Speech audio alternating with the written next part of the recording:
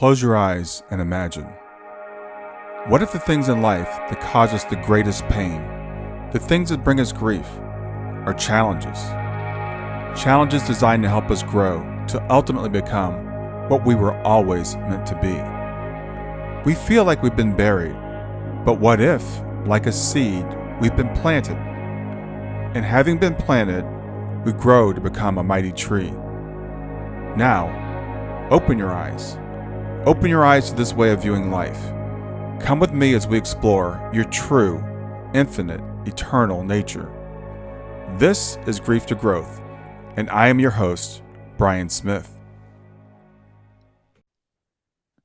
Hey there, and welcome to Grief to Growth. I'm your host, Brian Smith, and whether this is your first time joining us, you've been on this journey with me for a while, I want to say thank you for being here today.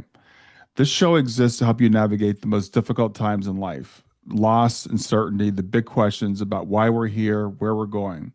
My goal is to bring you stories, insights, and practical tools to help you transform pain into purpose.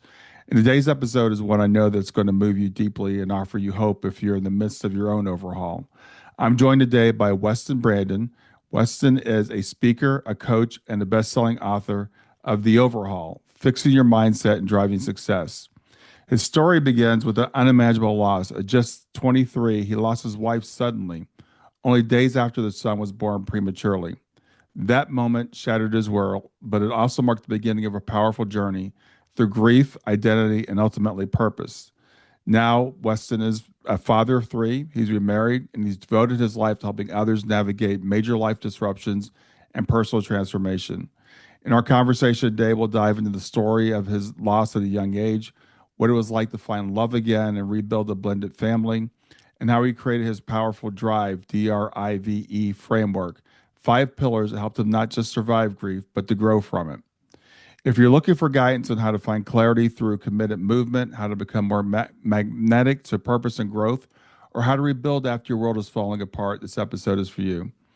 And remember, this conversation doesn't have to end when this episode does, so head on over to grieftogrowth.com/community to join our supportive space where you can interact with me and other fellow listeners who are walking the path of healing and growth. And with that, I want to welcome Weston to Grief to Growth. Thanks, man. Good being here. Yeah, I'm really looking forward to having this conversation with you today. First of all, I have to say sorry for your loss. It's at the age of 23, it's loss is bad anytime, right? But at 23, I can only imagine how difficult that must have been to deal with. But before we get into that, tell me about your wife. I assume you're talking about my first wife, Lauren, Yes, right? yes, yes. I got two, right? Yeah. Yeah, so Lauren was obviously she's the first love of my life. And she's a very spontaneous is probably a good word to use to describe her. She took life as it came and she intentionally made it fun. She was very spontaneous, did things because she wanted to do them when she wanted to do them. And it took me along for those rides. We got married in Vegas on April Fool's Day Oh, in wow. 2017. That wasn't our original plan, but we had been dating for a while and had decided we were getting married. I had proposed and everything, and we were planning on doing it like later that year after the summer, probably September time, because I had committed already to go do some door-to-door sales for pest control out in Colorado. And we were still going to be doing that, but she had a full-time job at a hospital as a pharmacy technician. She did compounding down there. And so we're thinking, well, she'll just stay in Utah. She had a 7 on 7 off schedule. Um, and then I'll be gone for 4 months and come back. And we both quickly decided that that sounded terrible and didn't want to deal with that. Hmm. So, um, we hadn't talked about getting married before, but we were, kind of griping about that was going to be the situation for a minute.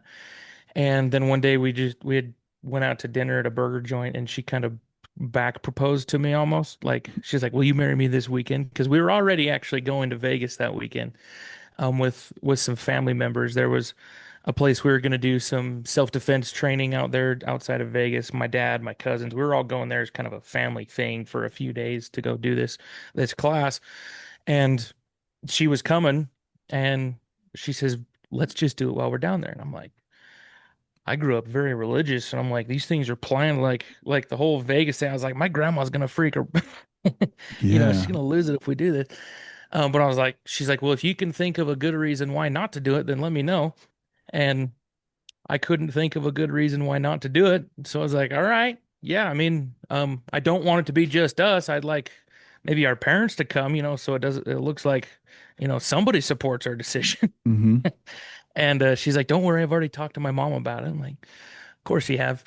She, it's just Oh, how she wow. was. Sounds like a force. So we talked to my mom, and our parents were all cool with it. So they met us, my family's already coming anyway. So her parents drove down and met us there. We got married on April Fool's Day. And then the only wedding announcement that we did was we took a picture. I think we had her mom take a picture of us on her phone.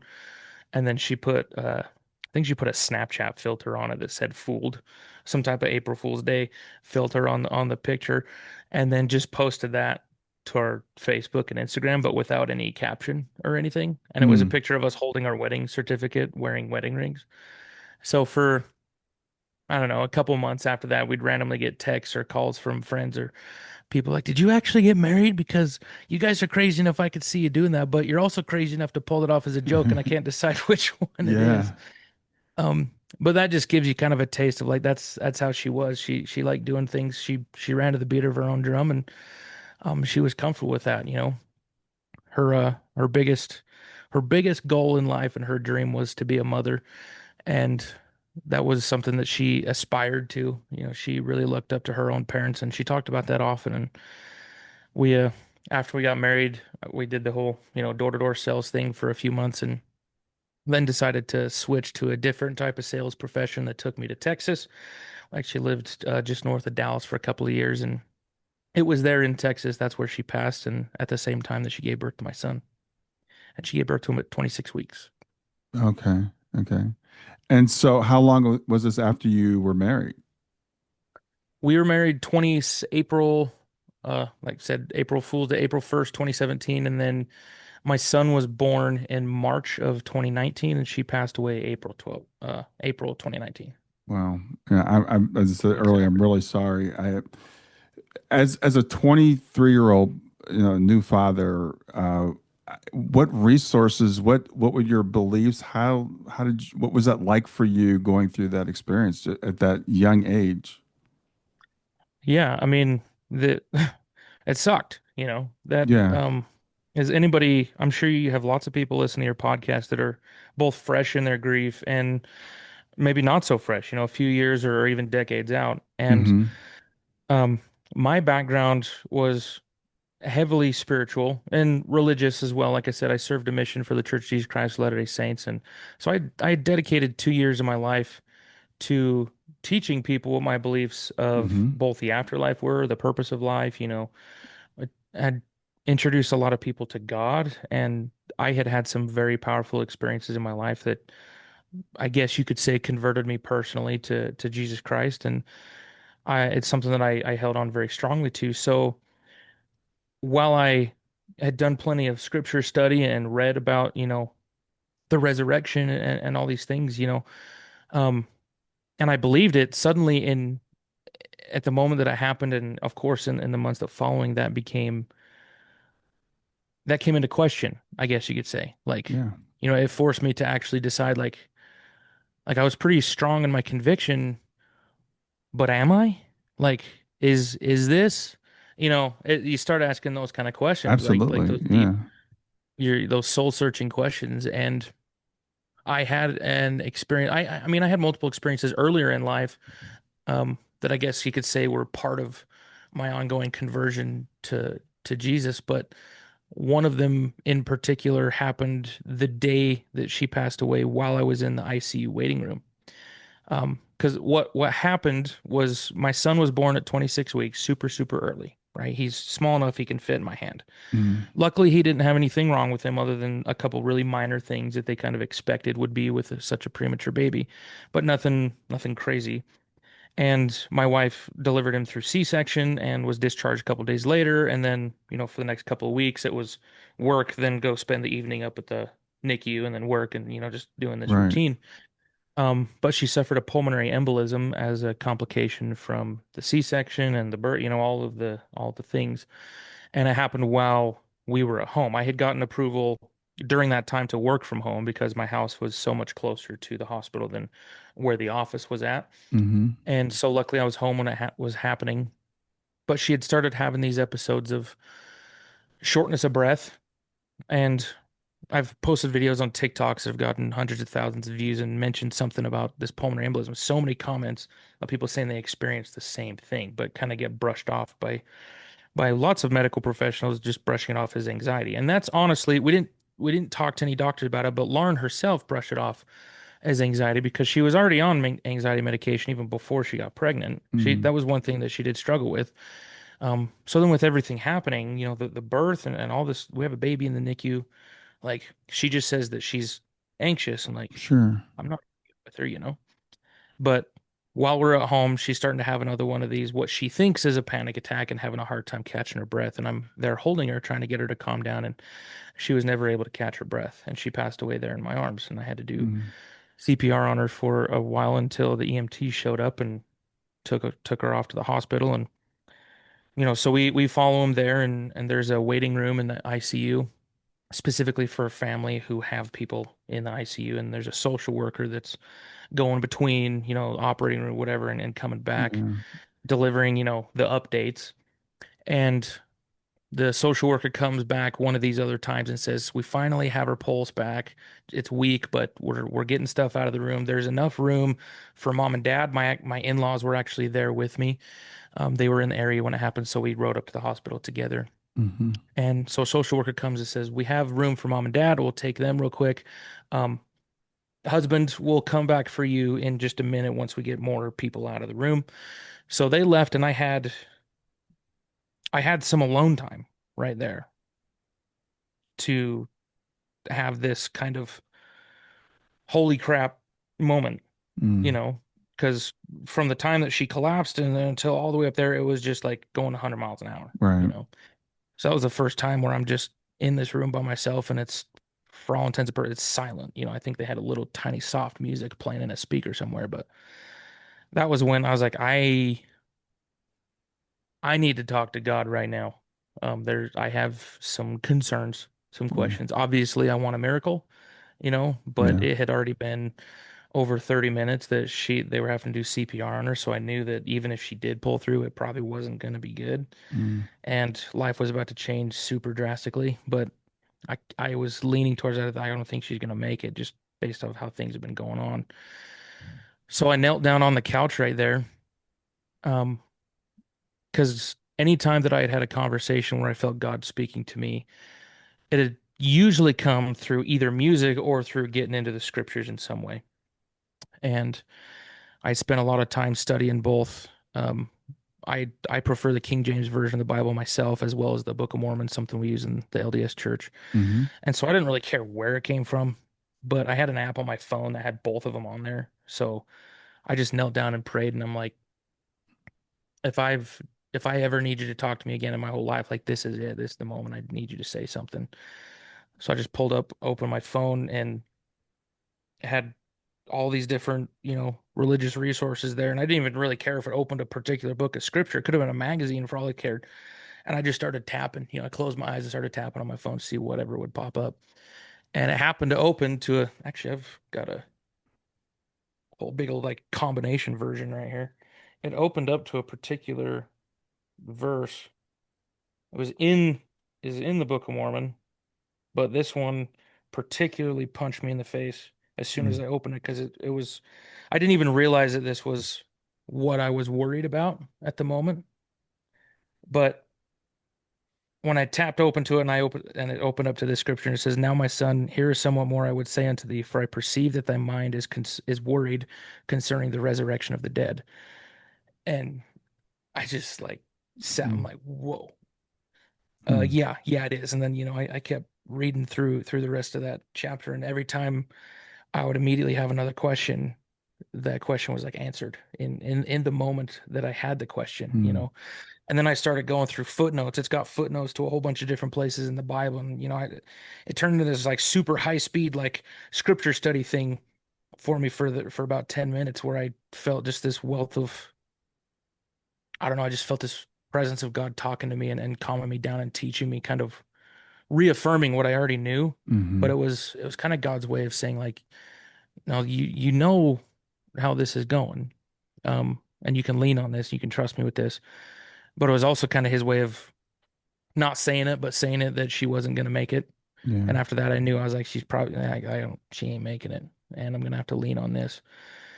So for the next, we were in the hospital for, I don't know, 14, 15 hours, something like that, all that's going on. And after that, still holding her hand and just praying for a miracle, praying for her to pull through, and never did. And I had to sign, organ donation papers, and eventually got to see her the last time in the operating room where they were going to do the organ harvesting to facilitate the donations, and had to say goodbye right there. And that was the last time I saw her before the viewing at the funeral home.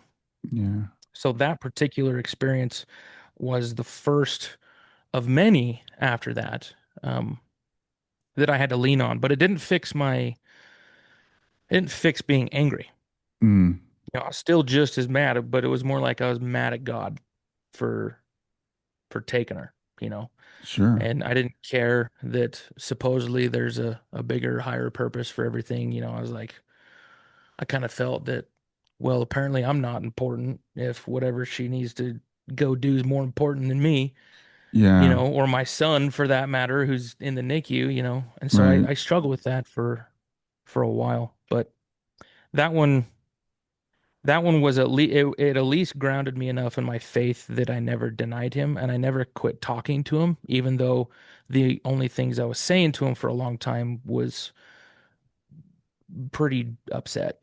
Yeah. I don't remember who told me, or something I heard somewhere previously in my life somewhere, that even if you're mad at God, at least keep telling him that you are, because he can take it. Don't ever shut off your communication with him. So that's all I could do. I just I was just mad for a while. Certainly. And, I appreciate you sharing that and being so honest about it because many people say, well, God had a higher purpose for her, or he needed another angel Hmm. or something like that. And not understanding that when you're in that person that's going through the grief, you're like, I don't want to hear that. There's no higher purpose Not what I than, wanted to hear, man. yeah, there's no higher purpose than me, my son. What could be a higher purpose than that? So Yeah. that's a very natural, thing. And I also appreciate you saying, you keep talking to God. God can take it, right? It's better to keep that line of communication open. So Hmm. that's a great thing, and you had your faith to lean on. But being 23, I would also imagine it must have been like scary. Like, what am I going to do? Having a son and never having had that experience before. So, how did you navigate that? Yeah, that was a time that I still remember very vividly what those feelings felt like, and it was petrifying. I Yeah. found times where, I'm sure I'm not alone when I say that sometimes I felt rather accomplished because I was able to get out of bed to go to the bathroom. Yes. You know what I Yes. mean? Like that was Yes. my movement for the day. Yes. And because a lot of time in bed, I wake up in the morning and I remember those moments of bliss for about 2 seconds where I would wake up before the reality would hit again. I Hmm. just wake up and I'm in my house and I'm like, oh, another day. Oh, shit. Yeah. And Yeah. just that little blissful time. And then all those thoughts, those like, what do I do now, would come crashing down again. And it kept me stuck for a minute. But I I know in your show, and you talked about on some other podcasts, you talked about synchronicities and experiences of messages and dreams with your loved one through the other side. And I certainly had a few of those, ones I hold very sacred, very close to me. Hmm. But one of them, in a nutshell, um, I was informed in some way or another that Lauren either had found who was supposed to be the mother of her child on this side of the veil, Mm-hmm. physically here, Mm-hmm. or she was at least aware that there was a plan in place, maybe, or something like that. Either way, she knew what was going to be going on, and Mm-hmm. would take me. And I don't even say that with the sense like there is a very very specific person that I had to find, but she knew that there were like I could move forward with that, and that she was going to help me do that, and Mm-hmm. that I was basically told that it was up to me to do the internal work within my own mind and in my own heart to make myself open to that and keep Wow. myself open to that should God put someone in our life that could fill that. Um, so admittedly that rubbed some people the wrong way at first when I did, start going down the dating again road, because understandably people that were very attached to Lauren, I think that they not consciously perhaps, and I'm not even talking about her parents. Her parents are actually amazing. Were some of my biggest support going through this, because her mother did give me permission to mention it anytime I talk about it, that they had been through something similar when they were in their 20s. My father-in-law had lost his first wife and Mm-hmm. had quickly remarried my wife's mother. Mm-hmm. The only difference being that he didn't have any children with his first wife, but the ages were very similar. Like you talk some of those synchronous, like Oh, wow. it was odd how closely some of those things lined up. So they were very, very um, well, of course, it made them nervous when I first started getting into dating, because they're not sure how that's going to go, and they Mm-hmm. certainly aren't sure how this person that I'm now dating or is going to marry is going to, if they're going to feel comfortable interacting with them very much, or so there's some shakiness there at first, but they were very open and very encouraging to being okay moving in that direction. And specifically, my mother-in-law had told me, she says, I'm never going to hold you back from doing that. As uncomfortable as it may make me at first, I know that it's not my place to do that, and that you need to find happiness so that you can take better care of my grandson. So, for all intents and purposes, you'd be able to better take care of your grandson if you're, making yourself whole again. If that's how you want to do it, then do that. Sure. So as I go down this road in dating, I had that experience very, very quickly within the first couple of weeks after my wife had passed, that I needed to do whatever it took in here to be okay doing that. And as I mentioned, this happened in Texas, and my son was in the NICU for a couple of months after my wife passed before he was able to come home. But once he did, it was kind of limbo there for a couple of weeks, and through some prayer and some pondering, I decided that it was best for me to move back to Utah where my family was, because there were so many people that wanted to help and that were capable of helping, but they were thousands of miles away, Mm-hmm. you know. And I had a really good church home in Texas. There were some amazing people there, and people were bringing meals over and taking care of me. But that closeness of my family support, I felt pretty strongly that I needed that again. So I moved back to Utah and moved back into my parents' basement and was living in the same bedroom that I was in when I graduated high school. Wow. So it was like, you know, Full starting circle. over in every Yeah. in every sense of the term. And it was when I got back there that I kind of felt another little nudge that I needed to do that. So I downloaded a dating app, and I'm like swiping through people and just no, no, no, no, no, no, no, no, no. And this is a few months after my wife has passed.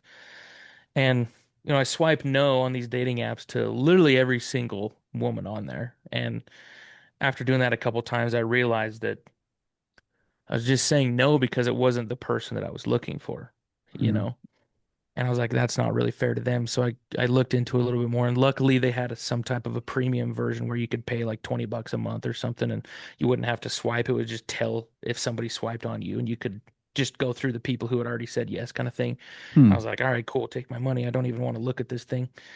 And so I put in the bio and the picture, as much as room as I had, that, here's the story, here's everything that happened, here's the situation I'm in, me and my son. I had pictures of both me and my son there. So anybody that swiped in there, like the very first picture that would show up would be me with my boy. So it was like it's impossible for somebody to swipe and not know that I've got this little guy with me, and they could Yeah. read what the situation was. So for for a few days, I disabled notifications on that app. I didn't even want to look at it because it made me feel sick.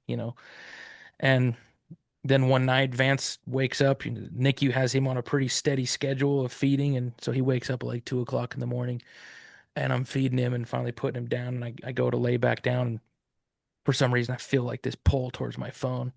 And I look at my phone. I'm like, oh, I need to look at that, you know. And I kind of feel her like, hey, go check this out. And I'm like, gonna have this argument with her in my own head. I'm like, no, I don't want to do that. But I finally do, and I pull it up and I pull up on the app, and there's like four or five either absolutely crazy women or some really cool, like emotionally intelligent women. I wasn't sure which it was gonna be Yeah. that had swiped. And I'm like, all right. So, I sent them all a message at like 2 o'clock in the morning just to start a conversation. Over the next few days, um, I had some really, really profound conversations with these people, and like, all right, maybe I could give it a shot and meet in person and just, see what happens. I'm still feeling super freaking weird about this whole thing, but I'm feeling like I need to do it, so let's give it a shot. So I Hmm. scheduled some dates, and my wife, her name's Kearsley. She was the first one that I went on a date with, and I canceled all the other ones after I went on the date with her. Oh, wow. Wow. And it was when I went on that date, I remember praying, still angry with God. I was still not, and I didn't feel like I was very happy with him. But I remember praying, I'm like, whatever you've got her doing over there, I'm gonna call in some PTO, and I need her to go with me on this date. Hmm. And because I don't fully trust my own mental cognition here to know if this is something I should pursue. Hmm. So it's like I need her to come with me and tell me if she approves of this person or not. So we go on this date and we have a great time. We go out to eat, and one of the fads going on at the time was hatchet throwing. Everybody was doing that. So, we went and did that and got some ice cream after. And then as she was driving away to go back to her place, I remember saying out loud, I was like, "Well, babe, what do you think?" Talking to Lauren, and holy cow, the feeling that hit my chest after that, like that, just woof. And Hmm. it's hard to describe when you have those, spiritual experiences, what that feels. I'm sure they feel different for every person, but Hmm. I knew right then, I'm like, wow, I haven't felt something that powerful that also felt so peaceful and warm at the same time.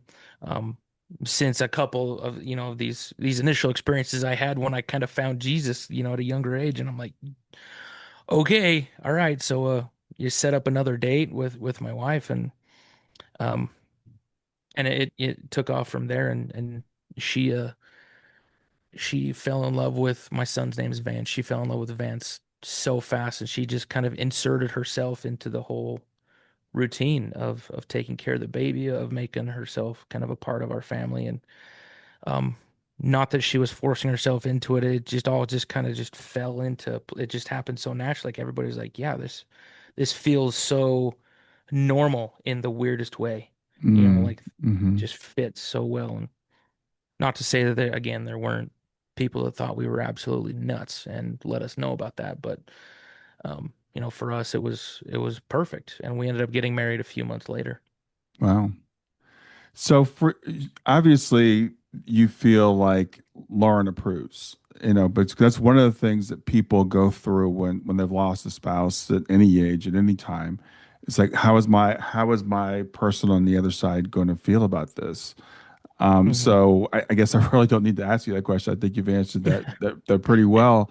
So in terms of Kearsley, how does she feel coming in after Lauren? You know, I don't want to say taking Lauren's place, but raising her son, with you. How has she adjusted to that? Well, yeah, there's certainly been some phases to that. Initially it's like a not necessarily questioning, but it was like this is so different than what I thought my Yeah. life was going to be. And certainly maybe a little bit of trepidation and questioning there. Um, she didn't tell me this at the time, but she had her own pretty powerful experience with prayer, feeling that this was something that she should feel okay doing, and was, you know, felt like that's what she should do. Um, she had that experience only a few days after we started dating, and I had had a similar one, like I just mentioned with my wife. So we had both had these experiences where a spiritual experience in some way that told us to go ahead and pursue this, that this was a, Hmm. a good thing for us. But neither of us wanted to tell the other one. We're like, how the freak is it? Yeah. So Yeah. it's like like this kind of like not walking on eggshells, but it's like, this kind of balance. Almost feel like you're walking on a tightrope. Like I don't want to screw this up and scare them away, but I also I know that if this goes right, if I don't screw this up, this has potential to go all the way to being married and to going to what we all strive for. And so when she had that experience, we ended up talking about the uh, soon after that. It was a few days later, but that conversation kind of happened on accident. It was a my wife had some experiences before my Kearsley had past experiences in life with other relationships that had not been good, not been healthy, and she was sharing some stories about some of those. And in my head, I'm like, I loved Lauren. I love Lauren, not past tense, but I had such a good.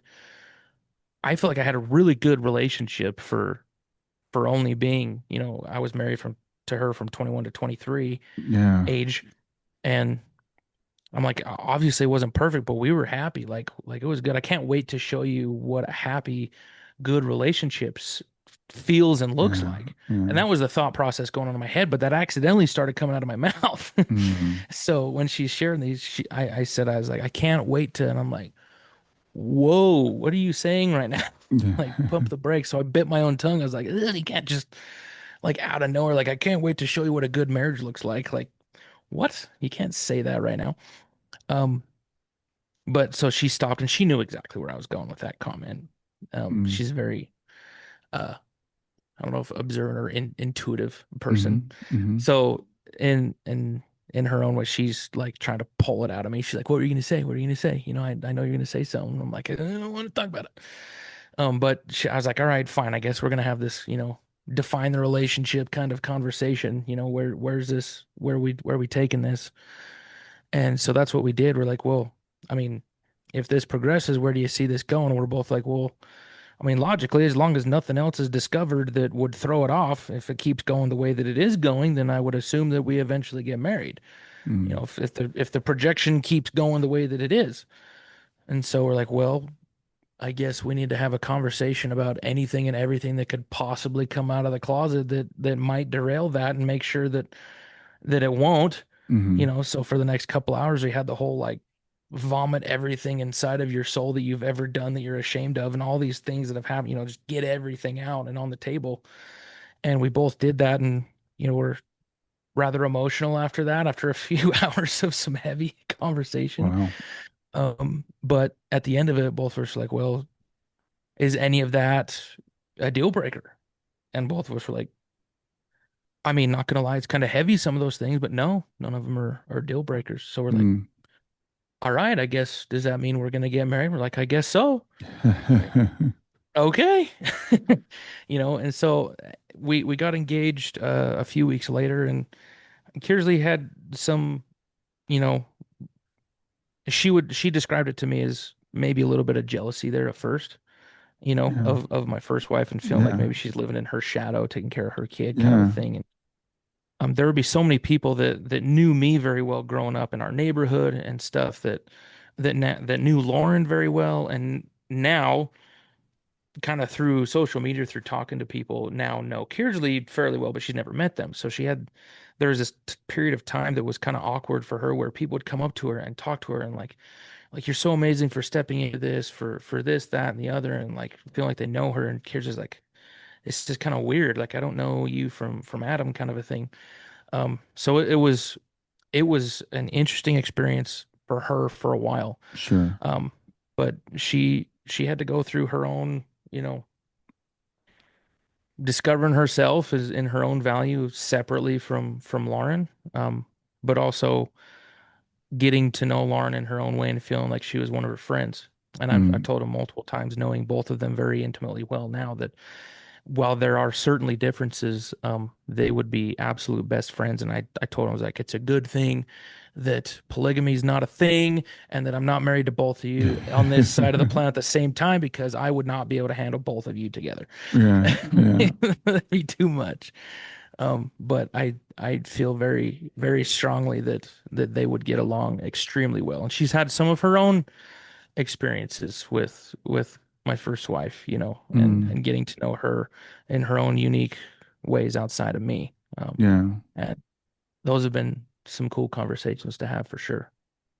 So I love talking to you about this. Again, I appreciate how open you've been because a lot of times when people have a faith background, we feel like, well, we're not allowed to be angry. We're not allowed to feel scared, you know.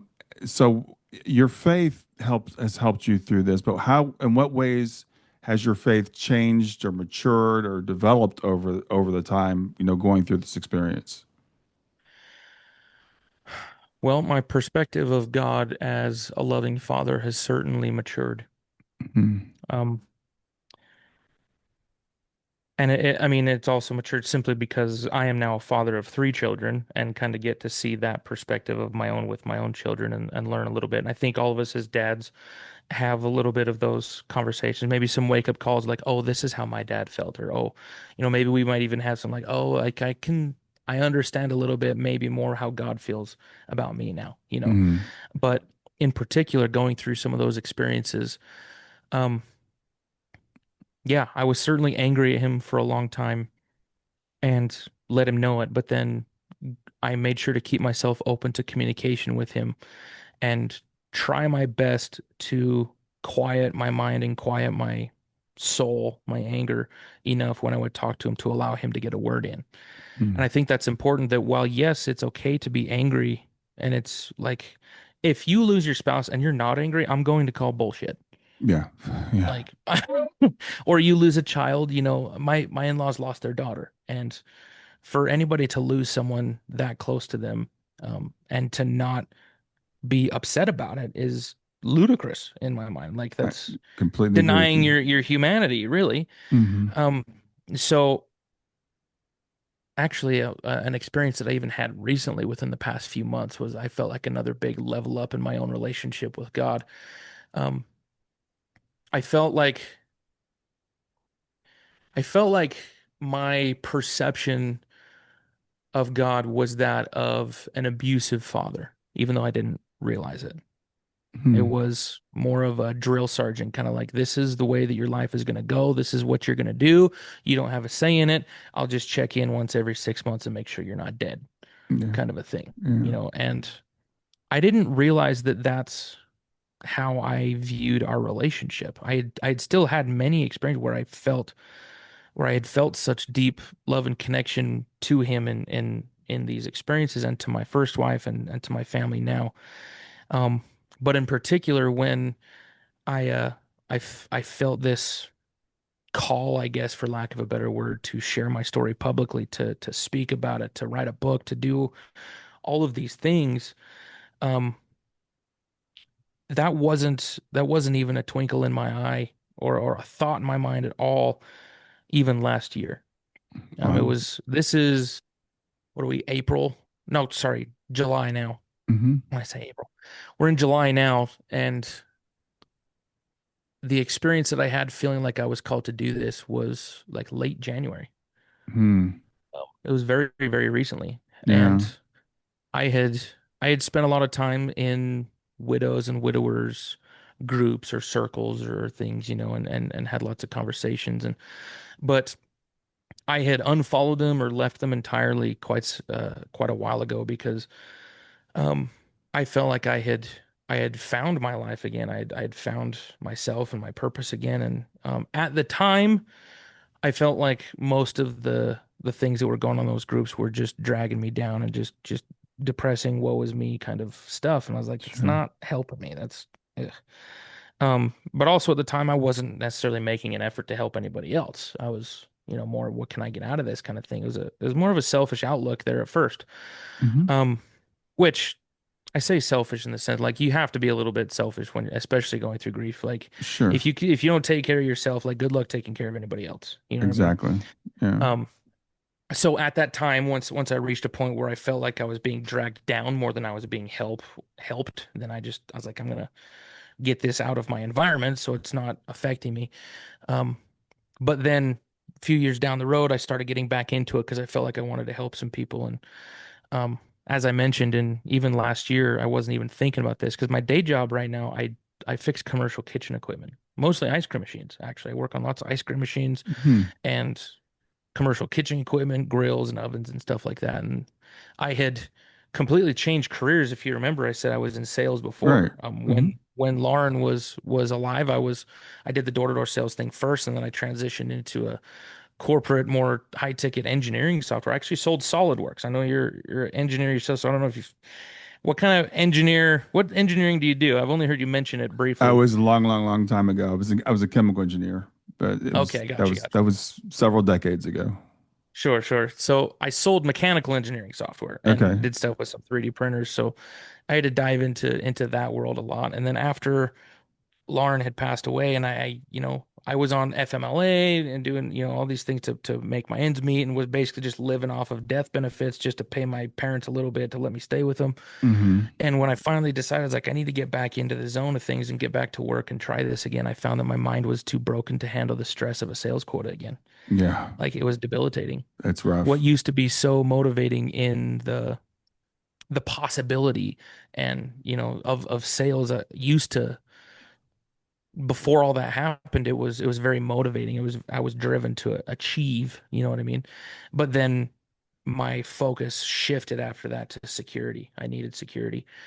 And so I changed careers to what I do now. Hmm. And my goal for myself was to work. I knew I could make pretty good money. I went to HVAC and refrigeration school, and there were guys in the field that had made really, really good money. I'm like, if I can go and at least make as much money as I was making before I got my big promotion at because I only recently gotten a big promotion at the company I was looking that I was working for at Hmm. the time that she passed away. But for the whole time I was married to her before that, it was more of a referring sales opportunities and getting piece of the commission if they closed the deals. And I averaged probably 80,000 that year that I was doing all those referrals. And I'm like, at the time, I'm like, I can sustain a family off that. I'm not going to be rich and driving Lamborghinis by any means, but like, I'm Hmm. not going to be worried, Hmm. you know.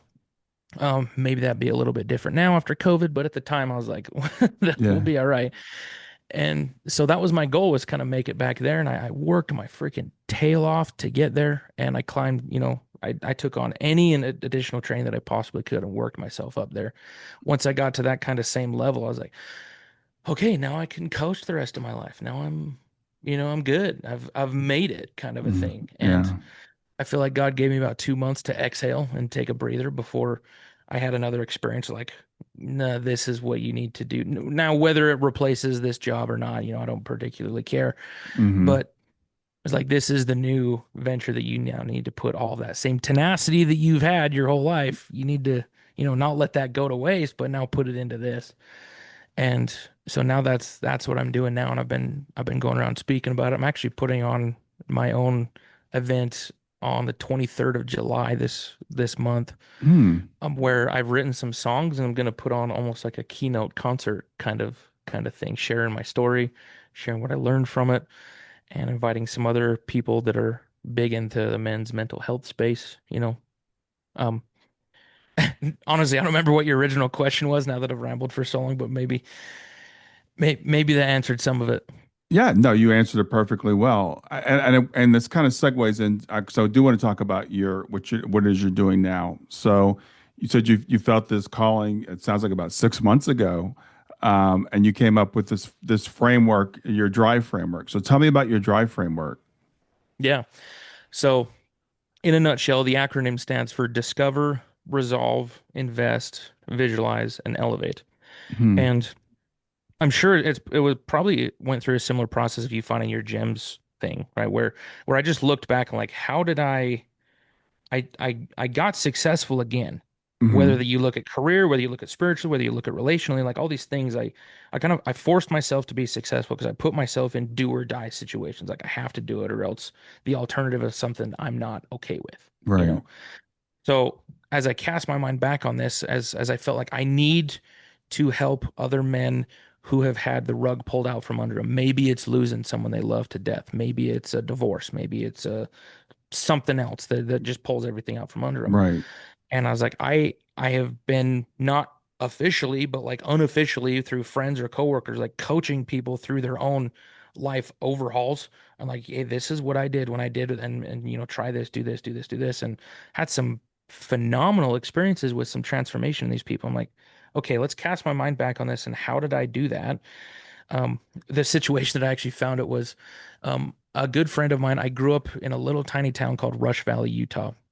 And there's a guy that lives there named Chad Hymas, who's a motivational speaker. He's a quadriplegic in a wheelchair, and he's extremely successful. He's in the National Speakers Association Hall of Fame. Like he's been doing it for a long, long, long time. Hmm. So he's the only guy that I knew that did any type of speaking of whatever. So when I have this experience that I feel like this is what I need to do, I text him. I'm like, I don't know what to do with this new feeling. I have no idea. Hmm. Never been down this road. Can we chat? Because I have no idea what the heck I'm doing. So he's like, yeah, I'll be gone for a few days, but come over to my house and we'll chat. So I sit down with him, me, and my wife, and tell him like, this is what do I do? And of course, he give me lots of good feedback. And one of the things that he told me to do, he says, you need to go. The National Speakers Association, of which he used to be the former president of for 1 year, he says they have this thing called the Speakers Academy. Go hop in that, and some people can help you figure out what your messaging is, and maybe develop a keynote or what all these things. Right. I'm like, okay, that's at least step one. So I go in that, and the very first meeting that I show up to, apparently this was like for people that had been speaking but just wanted some help refining some stuff, and I'd never done it. So they're like, "Hey, for this first meeting, you're going to get up for 3 minutes and give us an abbreviated version of your keynote, and we're going to critique it." I'm like, "What? I don't even have. What is that?" Yeah. So there was a friend of mine named Aaron that I became friends with named Aaron, and he introduced me to something called Chat GPT. I'm like, I've never heard of that. And he's like, well, let's take everything that you've learned. Well, you've been teaching these things for a long time. What are all the things that you're so passionate about? So we start coming up with this big long list of all these things, these opinions that I have and the things that I feel very, very Hmm. passionate about. He's like, let's see if we can come up with some type of an easy system to teach it. And it starts spitting out acronyms or like visual representation stuff. And I don't like any of them. So we're sitting there critique, like change and change and change, change it. And I finally see one that's pretty close, but it wasn't drive, but it was something similar to that. And that's when like the drive idea kind of hit my mind. I'm like, ooh, Right. what if it's I was like discover, resolve, invest, visualize, elevate. And I wrote that down. I'm like, that in a nutshell is everything that I've ever felt passionate about teaching through my experience. Hmm. And so dive in a little bit. I'm sure you want to know like what is describe the drive a little bit more than just the Yeah. words, right? Um, I found for me that people say, well, actually, I think Simon Sinek is the one that kind of made it famous. Like, start with your why or find your why, you know? And so I'd heard that a bunch of times, but for me, that didn't resonate very well because while my why was my son, I could hold him in my hands. I'm like, that's why I'm not taking my own life to follow my wife is because I have this boy here, you Right. know? But that still didn't help me figure out what the crap to do. That didn't give me any direction. So as I thought back at that, I'm like, how can I teach this a little bit better? And I discovered it's that first word, I discovered some things within myself that formed the way that I thought, formed my thought patterns, and I had gone through therapy for a long time. And I realized that through training a lot of these guys, both in sales profession before that and in this more blue collar kind of job, that for technical knowledge to stick effectively or for skills to be developed as effectively as it could be, a lot of times there was some character development that had to happen first with these people and with myself, of course. Understanding why you think the way that you do and putting intentional work into changing the way that you think so that it's actually constructive. Hmm. Like you got to go and discover some things by yourself. Discover your strengths, discover your weaknesses, sure, and all that. But you have to dive into those things that like your traumas and figure out like how have those shaped my perceptions of the world? How have those shaped my perceptions of myself? And then when I started, I was like, we got to discover what is your why. And what I realized when I was thinking, what is my why? I was really actually trying to find the answer to the question, what hails you? So why is like its own little acronym there? Like, what hails you? What's calling to you?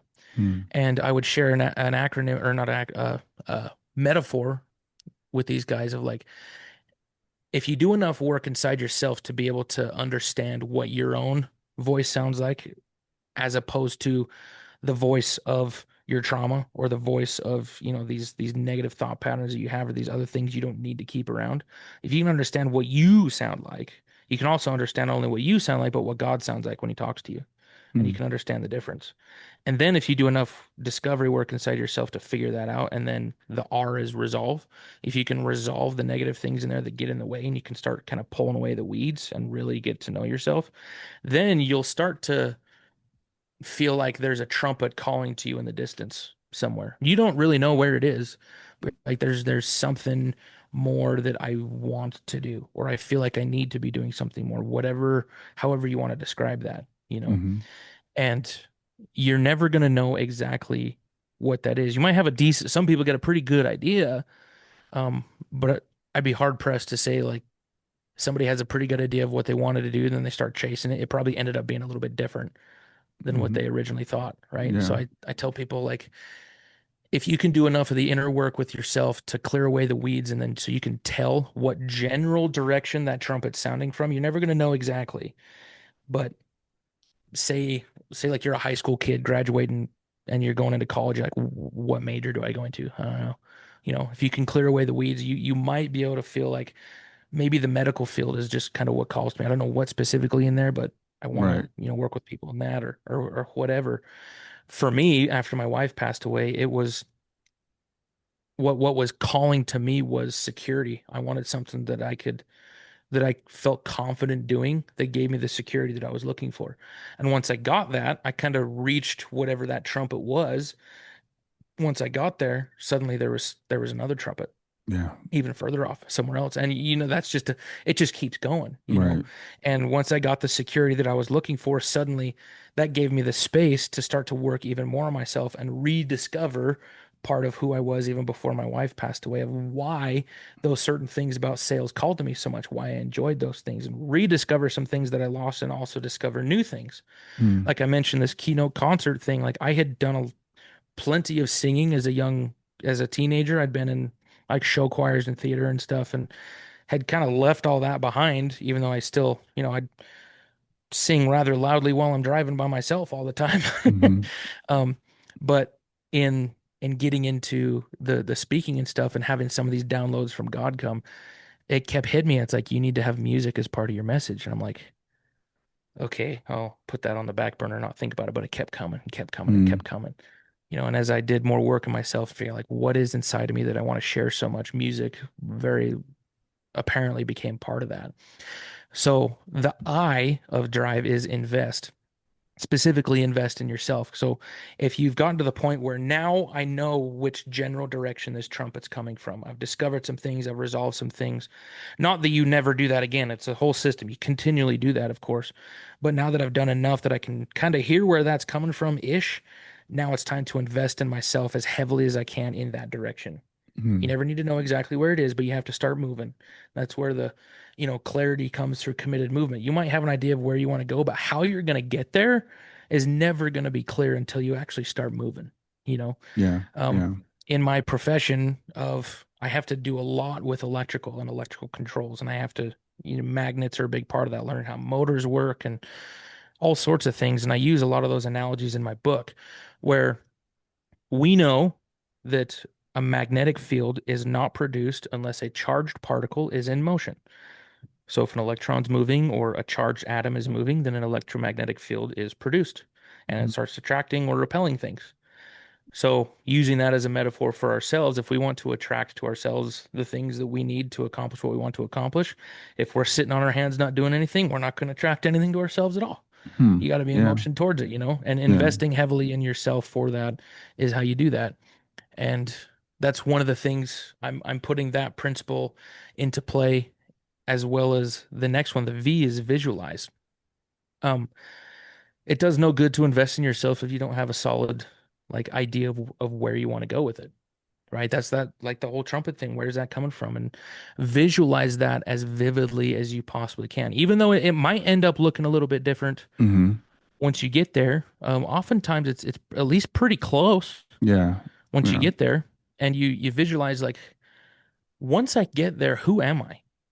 Like after I've gone through everything that whatever it is that I have to go through to get to that point, whatever I have to accomplish to get there, how do I think differently? How do I behave differently? What beliefs do I have?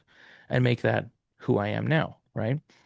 Right. And I could Right. talk for a freaking hour more on the visualize thing, but the next one is elevate. This is where a lot of my faith comes in, that I believe that um I believe that if you ask God what you should do with your life, a lot of times you won't get an answer, because I don't think our entire life is scripted myself. I don't think that, we signed a contract to do absolutely every decision that we're going to make while we're here. But I believe that God's work and glory is to bring to pass the immortality and eternal life of man and get us together back home with him as families, and whatever that looks like. So if we come up with a plan of something that we want to accomplish and it helps God accomplish that purpose with the rest of his children, I think he's on board personally. Mm-hmm. And I think that if we just check with him, like, hey, this is what I want to do, this is what I feel like my heart's pulling me to do. Um, this is kind of the plan. This is the direction I'm going to start going. This is my idea, and I'm going to do that unless you tell me not to. I'd appreciate a confirmation just to make me feel better. But Yeah. even if I don't get one, I'm going to go this way, and just correct me if I'm wrong. Um, I've I've changed the way that I pray too, to go with that, instead of being like, what do I do? What do I need to do? How do I get through this kind of a thing? I found a lot of times I would get some answers sometimes when I had prayers like that in real moments of desperation, but a lot of times God left it up to me, Mm-hmm. because I feel like our purpose here on earth is to co-create with him, not just to listen to him the whole time. Yeah. To make our lives the way that we want them to be. And that if what I come up with is a pretty good way to accomplish in general what I want to accomplish, and it's a good way to get to the end goal, then he'll be totally willing to help us to do that in whatever way that looks like. Hmm. So that's the elevate thing, is just elevate other people along the path with you. Just like you're doing with your podcast. Like, you turned Shayna's passing into something that's helped, I don't know how many people now listen to your podcast. I only recently found it just a couple of months ago, as I was, I've been kind of on this hiatus of not listening to anything in the grief space for like 4 years, because Yeah. I was like, at the time I needed it, and then I kind of got out of it. I'm like, I'm focusing on my job now, so I'm listening to like personal development podcasts more than anything. Yeah. Yeah. And then I get back into this. I'm like, oh, there's this. I don't know why I had never seen Brian's Grief to Growth podcast, but I'm like, dude, if I was going to do a podcast, that's probably what I'd do. So I'll just talk to Well, you, know? I appreciate that, and I love you talking about, you know, people always talk about phases of grief and level, and it's like I don't know that there are not five stages of grief. First of all, there's not that, but I Yeah. understand what you're saying. You're talking about, like, for me, as you talked about going to the grief groups and then kind of moving out of it and moving back into it from a different perspective. It reminds me of when I was growing up and going to church. I went to church for a long time for certain reasons. And then I felt like I wasn't getting as much out of it as, as I wanted to. And I left. And then I came Mhm. back more to help other people. And I've seen the same thing in the grief space. Some people get in the grief thing, and they just get stuck with that identity. And Yeah. as you said, as a widower, no, yeah, that's a part of who you are, but that's not all of who you are, and Mhm. so you don't need that going back and regurgitating and going over it again, except maybe as it helps other people. So you're coming Right. back to the same thing with a different perspective, with a different purpose. Yeah. That was exactly like my biggest gripe with why I felt like I was being dragged down up after a certain point. Yeah, At first, people sharing all these negative things they're feeling was, I don't know the right word for it, but maybe a little therapeutic, because I was it like, oh, I'm not is. alone. Yeah, yeah, And you need that. yeah. You Right. need to know that you're not the only person on the planet dealing with this, and there's some support that you can kind of lean on each other and cry on each other's shoulder, and that's certainly helpful. Um, but at a certain point, the crying about it for 8 hours a day isn't productive anymore, Right. and I'm not getting anything out of that. So I need to start doing some things to purposely develop myself. And at the time, this probably was just a perspective thing on my part. I didn't feel like there was a whole lot of that being shared in the posts that I was seeing in those groups. As I go back now, I'm like, I want to be a voice of light, of obviously acknowledging the pain that people are in, because I still feel that. Hmm. As I'm going around speaking about this, and to anybody listening to this podcast, just because Brian and I are talking about this, and that, we've both written books and thing, doesn't mean that we don't have, the grief never goes away, because we're still physically separated from this person that we still love. Like, Lauren is still in my heart. Sure. She's in her own little corner, sealed up nice and tight, and that has never shrunk. But what has happened is my heart has grown to let other people in. So proportionally, as to a percentage of my heart, yeah, Lauren's a smaller piece of it because now there's more people in there. And Yeah. maybe I feel a little bit of that, but I still love her just as much as the day she passed away. And probably I would argue I love her more now because I've had continue experience with her. She's not dead in the sense of like completely gone to me. Yeah. It's more the way that I feel like about it is like, during World War II or something, people would go off to the other side of the world and fight, but they didn't have cell phones. Right. You couldn't talk to them. You just had to, hope that they're okay and pray for them. I hope I see them again, kind of thing. Maybe send a freaking letter every couple months. Like that's kind of how I feel about it now. Like she's still here. That's something we believe as Latter-day Saints is the spirit world is here on this planet. We just can't see it. There's Right. other things going on there. And she's just on the other side of this veil doing other things. And I think she's also a huge piece of her being my wife and a mother to my children, including my other children, Mm. is that she has a unique ability to influence the world for our benefit, being Wow. where she is, Wow. than Yeah. she ever would have been able to do on this side of the veil. So I feel extremely lucky, extremely blessed, and that I have two the most amazing women to ever walk the face of this planet, in my own humble opinion. I'm probably biased, but that I have one on both sides, that can do so much work for me. And it's taken me a long time to reach that level. I don't know if you call it understanding or acceptance or whatever. Um, but I love your gems framework. The first one is gratitude. You Hmm. know, I don't think that we can do anything without gratitude. In my book, I actually talk a lot about gratitude when I'm talking about the analogies of being a human magnet for what we need to succeed. Um, there were some studies done by Heart Math Institute and some other places that were measuring frequencies coming off your heart and your mind, and that the electromagnetic frequencies coming off your heart were like thousands of times stronger than the ones off your mind, and discovered that when those frequencies were strong, cohesive, and stable is when you're feeling authenticity, and then closely behind that gratitude. And I Yeah. imagine you could put those two together. You know what I mean? And then if if this whole world I learned in school, we had to study thermodynamics and how heat energy transfers, or just in general how energy transfers. Right. And guess what? It's through vibration and frequency, molecules moving around, and they only like to hang out with other things operating at the same frequency. So if your heart and your mind is putting out a frequency, like why not make that cohesive with the things that you want? And there's certain things you can do to accomplish that. And the gratitude is a huge, huge piece of it. If you're feeling just angry and bitter and doubtful and fearful all the time, like that's what you're gonna get is those kinds of things. You're gonna attract those kinds of people. You're gonna attract those kind of situations. That's literally what you're putting out into the universe, and that's what the universe is gonna give you. It's just law. It's not that anything is like biased against you. It's just what you're creating, Yeah. and it's up to you to create something different. And I'm very, very, very passionate about that. Well, you've obviously created a very good path for yourself, and I really really enjoyed our conversation. We're coming to the end, but I want to talk about your book and what you offer and everything. Sure. But tell us about your family. We talked about you. We talked about your wife. Tell us about your kids. Right. Yeah. So I have, like I said, I have three kids now. Vance, he's my oldest. He's 6. Rowan, I had my first child with my second wife was a little girl.